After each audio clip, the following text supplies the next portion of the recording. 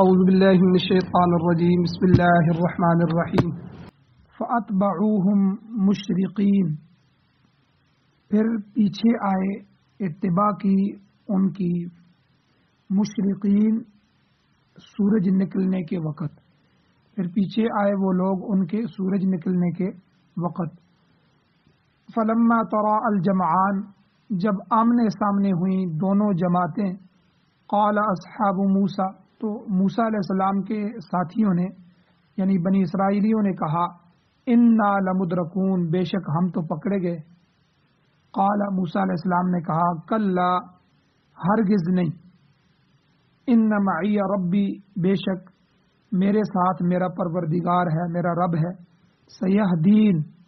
وہ ضرور مجھے کچھ راہ بتلائے گا۔ فاوحینا الی موسیٰ، پھر وحی نازل کی ہم نے موسیٰ علیہ السلام کی طرف، اور اللہ نے کہا موسیٰ علیہ السلام کو کہ ان اضرب بعصاک البحر، کہ آپ اپنی لاٹھی اس دریا پر، اس سمندر پر ماریں۔ فانفلق، پس وہ پھٹ گیا سمندر۔ فکان کل فرق، پس ہو گیا ہر ایک حصہ، کالطود العظیم، ایک بڑے پہاڑ کی طرح، پانی دونوں طرف بڑے پہاڑ کی طرح کھڑا ہو گیا اور بیچ میں سے راستہ بن گیا اور کئی راستے بن گئے۔ وَأَزْلَفْنَا ثَمَّ الْآخَرِينَ، اور پایا ہم نے وہاں پر دوسروں کو۔ وَأَنْجَيْنَا موسیٰ، اور ہم نے نجات دی حضرت موسیٰ علیہ السلام کو، وَمَن مَّعَهُ أَجْمَعِينَ، اور ان کے ساتھ جو تھے وہ سب کے سب کو ہم نے نجات دی۔ ثُمَّ أَغْرَقْنَا الْآخَرِينَ، پھر ہم نے پچھلوں کو غرق کر دیا، ہم نے پانی میں ڈبو دیا ان دوسروں کو۔ ان فی ذلک لآیہ، بے شک اس میں البتہ نشانی ہے۔ وما کان اکثرهم مؤمنین، اور ان میں سے اکثر ایمان لانے والے نہیں ہیں۔ وان ربک لہو العزیز الرحیم، اور بے شک تیرا پروردگار البتہ زبردست ذات ہے اور رحم کرنے والا ہے۔ سورۃ الشعراء کی آیت نمبر 60 سے 68 تک 8 آیتیں تلاوت ہوئی ہیں، آپ نے ان کا ترجمہ سماعت فرمایا۔ سب سے پہلے ربط آیات ہیں۔ گزشتہ درس میں گزر چکا ہے کہ اللہ تعالیٰ نے حضرت موسیٰ علیہ السلام کی طرف وحی بھیجی کہ اپنی قوم کو لے کر راتوں رات آپ مصر سے نکل جائیں، اور ساتھ اللہ نے یہ بھی بتا دیا کہ فرعون کا لشکر آپ کا یعنی تعاقب کرے گا، آپ کا پیچھا کرے گا۔ اللہ کے حکم کے مطابق موسیٰ علیہ السلام بنی اسرائیل کو لے کر نکل کھڑے ہوئے، اور جیسا کہ پہلے درس میں بھی بیان ہو چکا ہے کہ بنی اسرائیل ہر سال اپنے خاص دنوں میں، کچھ دنوں میں اپنا قومی میلہ منایا کرتے تھے، وہ ان کا قومی دن ہوتے تھے۔ تو حسب معمول بھی اس سال بھی انہوں نے شہر سے باہر جا کر جشن منانے کا پروگرام بنایا، اور اس سلسلے میں بعض نے قبطیوں سے زیورات بھی مانگے جو انہوں نے بخوشی ان کو دے دیے۔ تو پروگرام کے مطابق موسیٰ علیہ السلام بما قوم بنی اسرائیل کے مصر سے نکل گئے، اور چلتے چلتے بحر قلزم کے کنارے پر پہنچ گئے۔ اب انہیں آگے اپنے وطن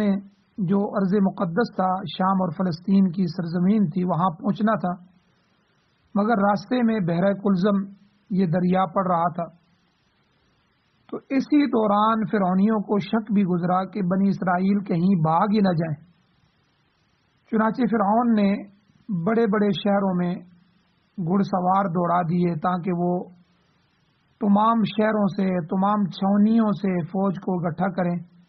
اور ساتھ ساتھ ملک کے جو سرکردہ آدمی تھے ان کو بھی بلا کر لائیں، تاکہ بنی اسرائیل کا تعاقب کیا جائے، ان کے پیچھا کیا جائے اور انہیں پکڑ کر لایا جائے۔ تو اس حکم کی تعمیل میں 2-3 دن گزر گئے۔ اتنے میں بنی اسرائیل جو ہے وہ بحر قلزم کے کنارے پر پہنچ چکے تھے۔ تو فرعون نے تمام جمع شدہ فوج اور جو دیگر بڑے بڑے ان کے وزراء اور بڑے بڑے سمجھدار لوگ تھے ان کو بتلایا کہ بنی اسرائیل ایک قلیل سی جماعت ہے، چھوٹی سی ایک جماعت ہے اور ہمیں بہت تنگ کرتی ہے، اب وہ ہم سے بھاگ گئے ہیں اور ہمیں غصہ دلا رہے ہیں، لہذا ہمیں ان کا تعاقب کر کے پیچھا کر کے انہیں اپنی غلامی میں رہنے پر مجبور کرنا چاہیے۔ علماء نے لکھا ہے کہ چونکہ بنی اسرائیل ایک غلامی کی طرح زندگی گزار رہے تھے، ان کے گھروں کے کام کرتے تھے، ان کی سلطنت کا کام کرتے تھے اور ان کی جو ہے وہ صفائی ستھرائی کا کام کرتے تھے، تو یہ سارے کام پورے فرعونیوں کے وہ کر رہے تھے، تو لہٰذا ایک پوری قوم ہی جب بھاگ نکلے تو یہ سارے کام ان کے کون کرتا؟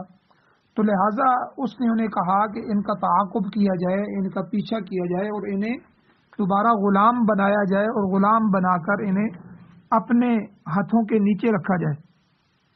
تو سب فرعونیوں نے اس تجویز کی حمایت کی اور وہ بنی اسرائیل کے تعاقب میں پیچھے چل نکلے۔ تو اب آج کے درس میں اس واقعے کا اگلا حصہ بیان کیا جا رہا ہے، یہاں تک تو پچھلی آیات تھی، پچھلے درس میں بیان ہوا تھا۔ ارشاد ہوتا ہے، اللہ تعالیٰ نے فرمایا فَأَتْبَعُوهُمْ مُشْرِقِينَ کہ فرعونیوں نے سورج کے نکلنے کے وقت ہی بنی اسرائیل کا تعاقب شروع کر دیا، ان کا پیچھا شروع کر دیا۔ وہ بڑی شان و شوکت کے ساتھ بنی اسرائیل کو تہس نہس کرنے کے ارادے سے نکلے۔ جس طرح میں نے پیچھے ذکر کیا، امریکہ جب نکلا تھا افغانستان پر، امارت اسلامیہ پر، ایک شرعی حکومت پر حملہ کرنے کے لیے، قبضہ کرنے کے لیے، تو بڑی شان و شوکت سے نکلا تھا۔ دریاؤں میں اس کے بحری بیڑے چل رہے تھے اور فضاؤں میں اس کے سیٹلائٹ سسٹم اور پتہ نہیں کون کون سے سسٹم کام کر رہے تھے، اور زیر زمین اس کی نقل و حرکت جاری ہو گئی، اور زمین کے اوپر پوری دنیا سے اس کے رابطے شروع ہو گئے، اور اس ملک کے ارد گرد اس کے جاسوسوں کا جال بچھ گیا۔ تو یہ بڑی شان و شوکت سے امریکہ نکلا اور اس نے الٹیمیٹم دیا طالبان کو کہ 40 دن کے اندر اندر ہم تمہارا صفایا کر دیں گے، لیکن وہی 40 دن اس کے لیے 22 سال بن گئے۔ تو 22 سال کے رگڑے کے بعد ایک ایک کر کے آسٹریلیا، فرانس اور دوسری حکومتیں اس کو چھوڑتی رہیں، حتیٰ کہ امریکہ اور برطانیہ اور اس کی چند ہواری آخر میں رہ گئے، اور پوری دنیا نے دیکھا، تاریخ نے دیکھا کہ پوری دنیا کے کیمروں کے سامنے ان کے طالبان کے ساتھ مذاکرات شروع ہوئے،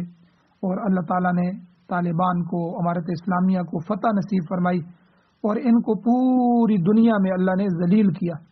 اور راتوں رات امریکہ اپنے باقی ماندہ بچے کچھ ہی چیزیں لے کے وہاں سے بھاگا۔ تو اسی طرح فرعونی بھی اللہ کہتے ہیں فَأَتْبَعُوهُمْ مُشْرِقِينَ، سورج نکلا تو سورج کی روشنی میں بنی اسرائیل کا تعاقب شروع کیا، بڑی شان و شوکت سے کہ ہم بنی اسرائیل کو بس تہس نہس کر دیں گے، چند ایک لوگ ہیں یہ۔ تو اب اس لشکر کی تعداد کتنی تھی؟ تفسیری روایات کے مطابق تقریباً 12-13 لاکھ کا یہ لشکر تھا۔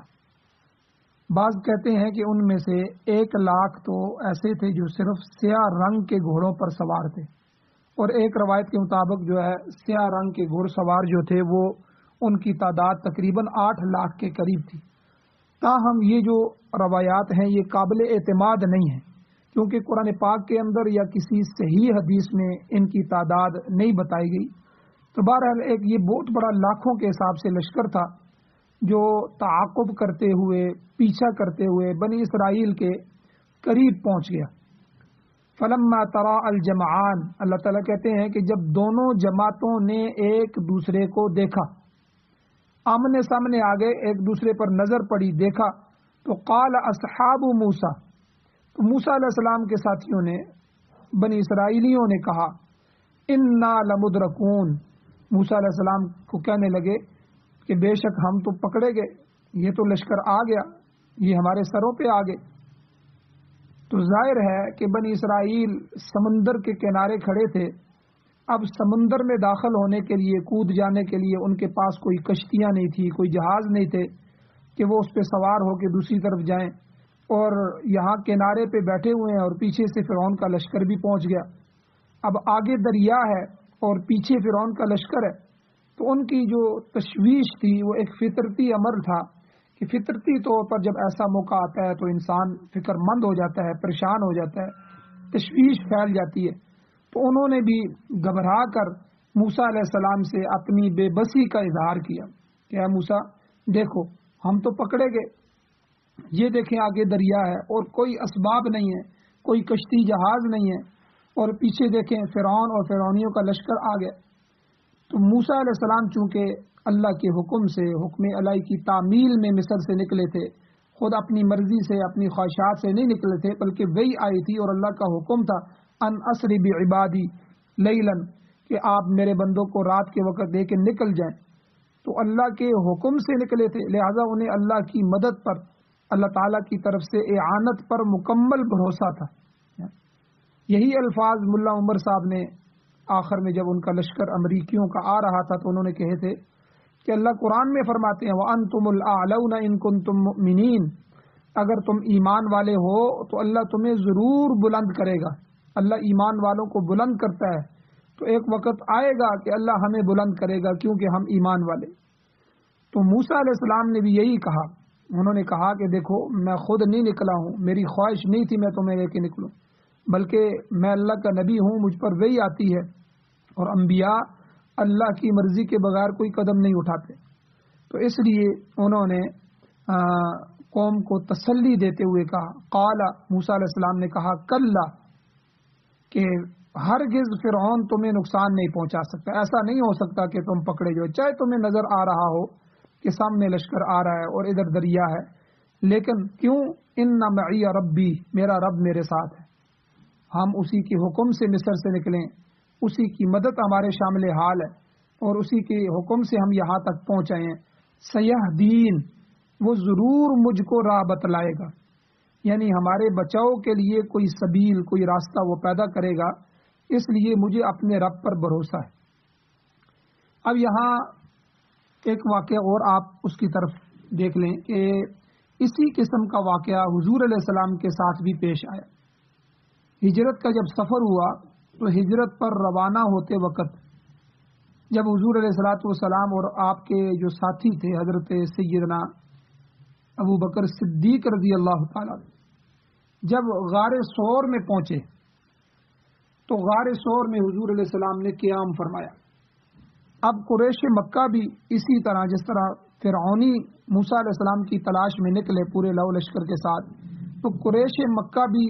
آپ علیہ السلام کو اور آپ کے ساتھی حضرت سیدنا صدیق اکبر رضی اللہ تعالیٰ عنہ کو تلاش کرنے کے لیے پیچھا کیا، اپنے کھوجی لگا دیے، اپنے گھوڑے دوڑا دیے، ہر طرف پھیل گئے کہ ان کو تلاش کرنا ہے، ان کو پکڑنا ہے، ان کو ہجرت نہیں کرنے دینی، کیونکہ مسلمان ہجرت کر کے مدینہ پہنچ گئے ہیں۔ اب ان کا لیڈر نبی علیہ السلام بھی اگر وہاں پہنچ گئے اور ان کا وزیر سیدنا صدیق اکبر رضی اللہ تعالیٰ عنہ جو حضور کے وزیر اور مشیر تھے، اگر یہ پہنچ گئے تو وہاں ایک ریاست بن جائے گی اور ہمارے خلاف ایک محاذ بن جائے گا، اس لیے حضور کو اور حضور کے ساتھیوں کو ہجرت نہیں کرنے دینی۔ تو حضور علیہ السلام کو قریش مکہ تلاش کرتے کرتے کرتے غار کے منہ تک پہنچ گئے، غار ثور۔ آج بھی جو حضرات حج کے لیے جاتے ہیں، عمرے کے لیے جاتے ہیں، تو ان میں سے خوش نصیب لوگ ہیں، اس غار کا دیدار کرتے ہیں، وہاں پہنچتے ہیں۔ تو یہاں تک لکھا ہے مفسرین نے کہ وہ غار کے قریب پہنچے اور اتنا پہنچے کہ اندر سے ان کے پاؤں بھی نظر آ رہے تھے، اگر وہ نیچے جھک کر دیکھ لیتے تو حضور علیہ والسلام کو پا لیتے۔ غار ثور چھوٹی سی غار ہے، اگر کوئی بندہ نیچے دیکھے تو وہ اندر سے سارا کچھ نظر آتا ہے، مگر اللہ کی طرف سے اللہ کی مدد آئی اور انہیں ایسا کرنے کی توفیق نہیں ملی، اور اللہ کی طرف سے غار کے منہ پر مکڑی نے جالا بنا لیا۔ مکڑی آئی اور اس نے تیزی کے ساتھ ایک جالا بنا، اور اسی طرح روایات کے اندر آتا ہے کبوتری نے انڈے دے دیے۔ چونکہ جو مکڑی جالا بناتی ہے اس کو کافی ٹائم لگتا ہے، اور جو کبوتری ہوتی ہے، کبوتر جنگلی، تو وہ بڑے حساس پرندے ہوتے ہیں، وہ جہاں انسان آئیں یا ایسی آبادیاں ہوں تو وہاں اپنے بچے نہیں دیتے۔ تو یہ جو ہے انہوں نے، اللہ نے ان کی عقلوں پر پردہ ڈال دیا، تو یہ سوچنے لگے کہ دیکھو غار کے آگے مکڑی کا جالا ہے، اگر کوئی اندر جائے گا تو جالا بھی ٹوٹ جائے گا، تو یہ تو جالا بھی ٹوٹا ہوا نہیں ہے، اور اسی طرح کبوتری کے انڈے اور اس کا گھونسلہ بھی ہے۔ تو اس لیے کسی شخص نے جو ہے وہ غار کے اندر جھانک کے بھی نہیں دیکھا، تو یہاں بھی اللہ نے بڑی مدد فرمائی۔ تو بہرحال یہاں اس نازک موقع پہ سیدنا صدیق اکبر رضی اللہ تعالیٰ عنہ پریشان ہو گئے، اور ان کی پریشانی بھی بجا تھی، اور وہ حضور کی وجہ سے پریشان ہوئے تو کہ حضور کہیں پکڑے نہ جائیں۔ تو چونکہ حضور علیہ السلام بھی اپنے پروردگار کے حکم سے ہجرت کے لیے نکلے تھے، جیسے میں نے پہلے کہا کہ کوئی نبی اللہ کے حکم کے بغیر کوئی کام نہیں کرتا، تو حضور کو بھی ہجرت کا حکم ہوا کہ آپ سیدنا صدیق اکبر کو ساتھی بنائیں اور ان کو لے کر نکل جائیں۔ تو اس لیے حضور علیہ السلام کو اپنے پروردگار پر پورا یقین تھا، اور انہیں اللہ تعالیٰ کی نصرت پر، مدد پر پورا بھروسہ تھا۔ تو آپ علیہ السلام نے تسلی کے ساتھ سیدنا صدیق اکبر رضی اللہ تعالیٰ عنہ کو جو تسلی دی، ان الفاظ کے ساتھ دی۔ سورہ توبہ کی آیت نمبر 40 ہے، اللہ فرماتے ہیں کہ لا تحزن ان اللہ معنا، آپ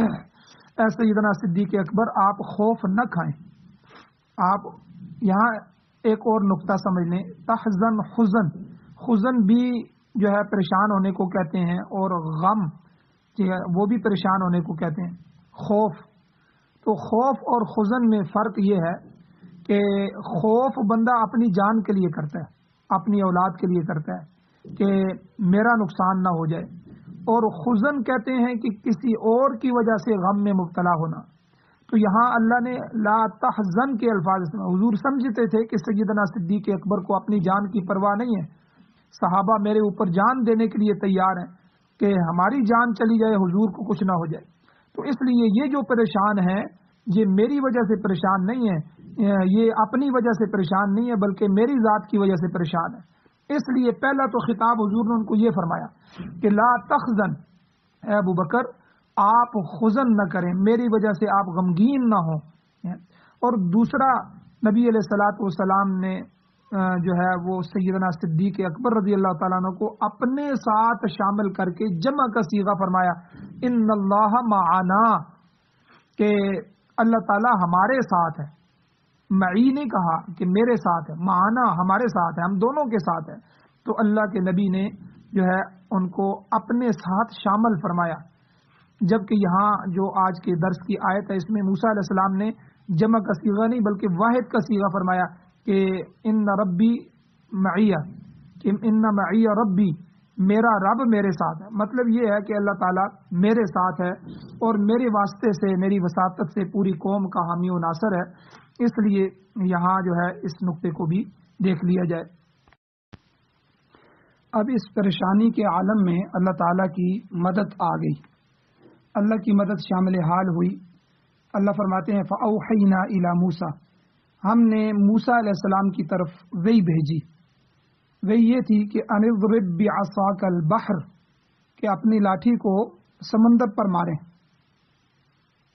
اب یہ لاٹھی کون سی لاٹھی تھی؟ یہ وہی متبرک لاٹھی تھی، برکت والی لاٹھی تھی جسے جادوگروں کے مقابلے کے میدان میں موسیٰ علیہ السلام نے پھینکا تھا، تو یہ بہت بڑا اژدہا بن گئی تھی اور بہت بڑی ایک سانپ کی شکل بن گئی تھی، اور پھر اس لاٹھی نے جادوگروں کے بنائے ہوئے ان تمام سانپوں کو نگل لیا۔ اب اللہ نے وحی کی کہ اس لاٹھی کو اس پانی پر ماریے۔ جو ہی آپ نے پانی پر لاٹھی ماری تو اللہ کہتے ہیں فن فلقا، تو پانی پھٹ گیا۔ لاٹھی مارنے کی جگہ کے اطراف میں پانی منجمد ہو کر پہاڑوں کی شکل میں، پہاڑوں جیسے بڑے بڑے برف کے جو تودے ہوتے ہیں اس کی شکل میں اوپر کھڑا ہو گیا، اور بیچ میں سے چلنے کے لیے راستہ بن گیا۔ اللہ کہتے ہیں فَكَانَ كُلُّ فِرْقٍ كَالطَّوْدِ الْعَظِيمِ، پانی کا ہر حصہ بڑے بڑے پہاڑوں کی مانند کھڑا ہو گیا۔ یعنی بنی اسرائیل کے 12 قبیلے تھے، اور سمندر میں اللہ نے 12 راستے بنا دیے، 12 راستے بن گئے تاکہ ہر قبیلہ ایک ایک راستے پر چلتا ہوا سمندر کو عبور کر لے، آگے سمندر سے گزر جائے۔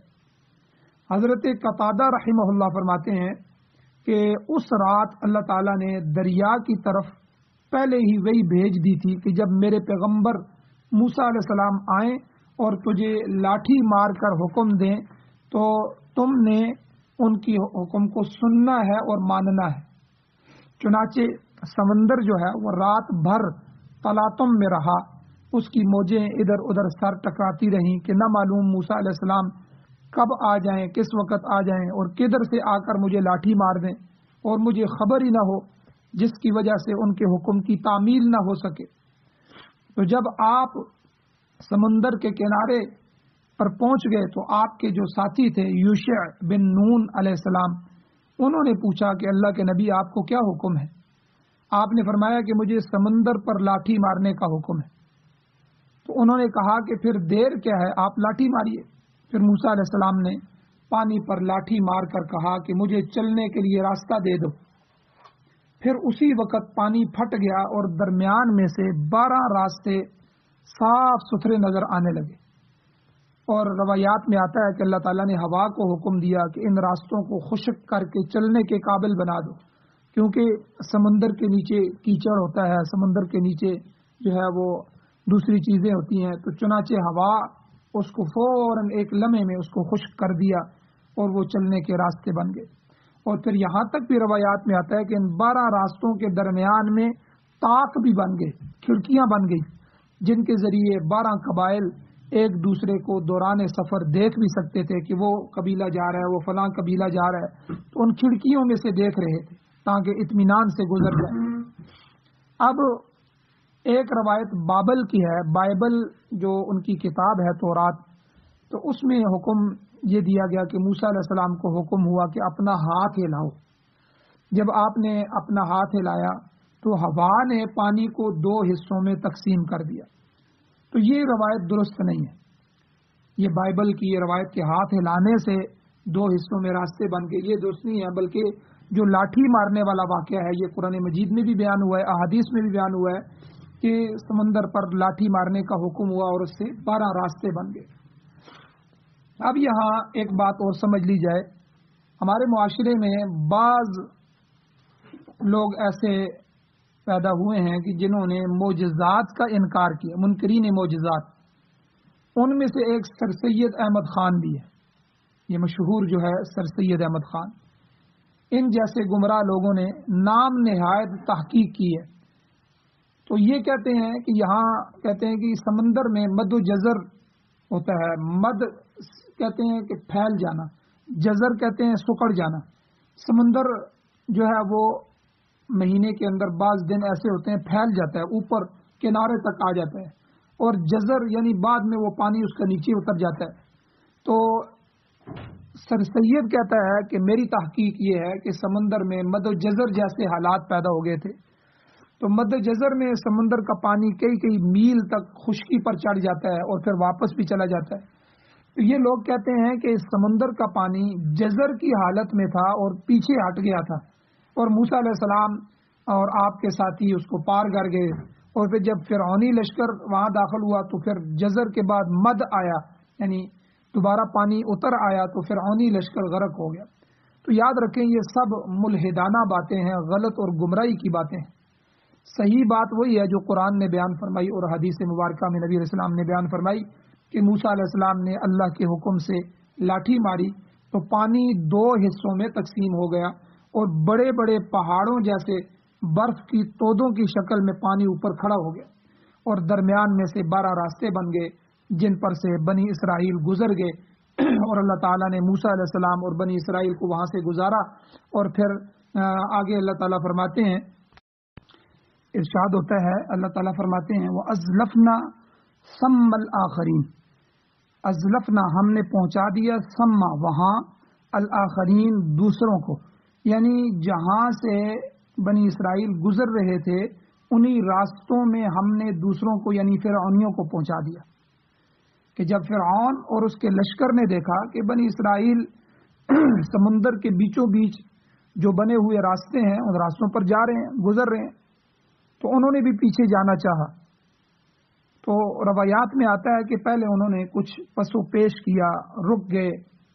تو لیکن حدیث میں آتا ہے کہ جبرائیل علیہ السلام کو اللہ نے بھیجا جو سیاہ گھوڑے پر سوار ہو کر آئے اور انہوں نے اپنا گھوڑا فرعون کے گھوڑے کے آگے لگا دیا، تو جسے دیکھ کر فرعون کا گھوڑا بھی سمندر میں اتر گیا، ان راستوں پہ اتر گیا۔ پھر اس کے پیچھے پیچھے سارا لشکر اسی راستے پر چل نکلا۔ جب وہ سارے کے سارے سمندر کے اندر پہنچ گئے تو اتنے میں بنی اسرائیل جو تھے وہ سمندر کو عبور کر کے، سمندر کو کراس کر کے دوسرے کنارے پر پہنچ چکے تھے۔ جب آخری اسرائیلی موسیٰ علیہ السلام کا ساتھی آخری خشکی پر پہنچا تو عین اسی وقت آخری فرعونی سمندر میں اتر چکا تھا۔ چنانچہ اللہ کے حکم سے سمندر کا جو منجمد پانی تھا، جمع ہوا پانی تھا، جو پہاڑوں کی طرح کھڑا تھا، پھر سے آپس میں مل گیا۔ نتیجہ کیا ہوا؟ اللہ کہتے ہیں وَأَنْجَيْنَا مُوسَىٰ وَمَن مَّعَهُ أَجْمَعِينَ کہ ہم نے موسیٰ علیہ السلام کو اور آپ کے تمام ساتھیوں کو بچا لیا، ان میں سے فرد واحد بھی، ایک آدمی بھی ضائع نہیں ہوا، اور تمام کے تمام جو بنی اسرائیلی تھے وہ کنارے پہ لگ گئے اور ہلاک ہونے سے بچ گئے اور کامیاب ہو گئے۔ اللہ کہتے ہیں وَأَنْجَيْنَا موسیٰ علیہ السلام کو تو اللہ نے نجات دینی تھی، وہ اللہ کے پیغمبر تھے۔ وَمَن مَّعَهُ أَجْمَعِينَ اور جو ان کے ساتھ تھے اجمعین، ان سب کے سب کو ہم نے بچا لیا۔ ثُمَّ أَغْرَقْنَا الْآخَرِينَ پھر ہم نے دوسروں کو یعنی فرعونیوں کو غرق کر دیا، سمندر میں ڈبو کر ہلاک کر دیا۔ اللہ فرماتے ہیں إِنَّ فِي ذَلِكَ لَآيَةً اس سارے واقعے میں غور و فکر کرو، دیکھو تو غور و فکر کرنے والوں کو یہ نشانی نظر آئے گی کہ اللہ تعالیٰ کس طرح اپنے فرمانبرداروں کو محفوظ رکھتا ہے اور کس طرح اپنے نافرمانوں کو نیست و نابود کر دیتا ہے، ان کی حقیقت، ان کی نسلیں، ان کے نشان تک دنیا سے مٹا دیتا ہے۔ آج بھی آپ قوم عاد، قوم سمود، بڑی بڑی قومیں جو حضرت